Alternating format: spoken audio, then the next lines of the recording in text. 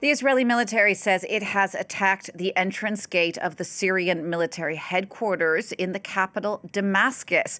Earlier, two Syrian security sources had said an Israeli strike had hit the defense ministry in the capital. This all comes as new clashes broke out this Wednesday between Syrian government troops and local Druze fighters just hours after a ceasefire was announced. We're going to talk about all of this now with France 24's Noga Tarnopolsky, who joins me from Jerusalem. Noga, first of all, what more do we know about these latest Israeli strikes? Good to see you, Jeannie. Well, in addition to the airstrike you just mentioned, we do know that the Israeli army appears to be amassing forces at various points on the Golan Heights, on the Israeli-held Golan Heights, as if it were planning or at least warning of various small incursions into Syria. And inside Israel, there's just an explosion of demands from Druze dignitaries, the Druze community leaders who have declared a general strike, who've declared a day of rage, who have asked the entire community to go up to the Golan Heights and to threaten to cross the border if the Israeli army doesn't act. So it's very hot and heavy here in Israel. But the messages from inside Syria are rather confused. We have seen footage of atrocities committed against Druze communities and individuals in Sweida, and we have heard calls for Israel to intervene from certain individual Druzes in Syria.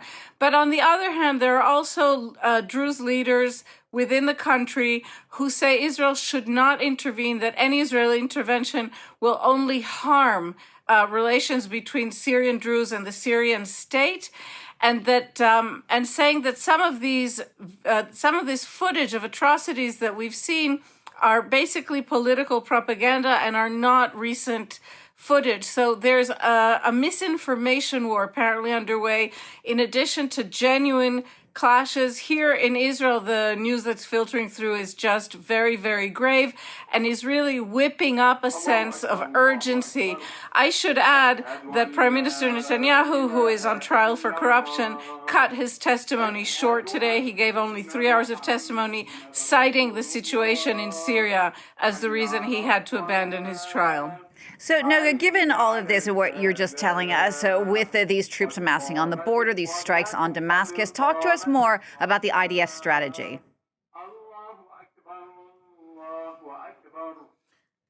Right. It's an excellent question. Right now, what we see is that the IDF strategy is at the very minimum, at the very least, to provide a solid backing of support for the Druze communities in southern Syria. There appears to be a reluctance to just straight out invade for now. And this attack, it's kind of called a knock on the ceiling type attack of the entryway to the to the Syrian military command headquarters in Damascus is seen as a warning shot.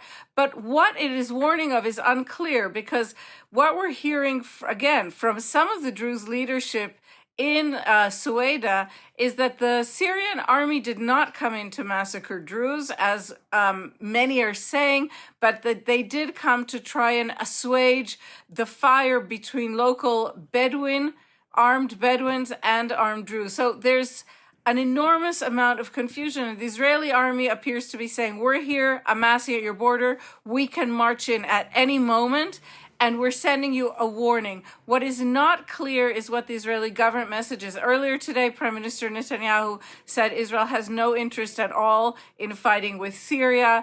The Israeli foreign minister, in fact, is attending a meeting in Brussels where he was supposed to meet, or at least be in the same room with the Syrian foreign minister. Last I heard, that was still on the books. But it's just a situation in which everyone seems to be getting their hackles up, making their intentions clear, and at least for now, still waiting to see how matters develop. Noga, thank you for that. France 24's Noga Tarnopolsky in Jerusalem.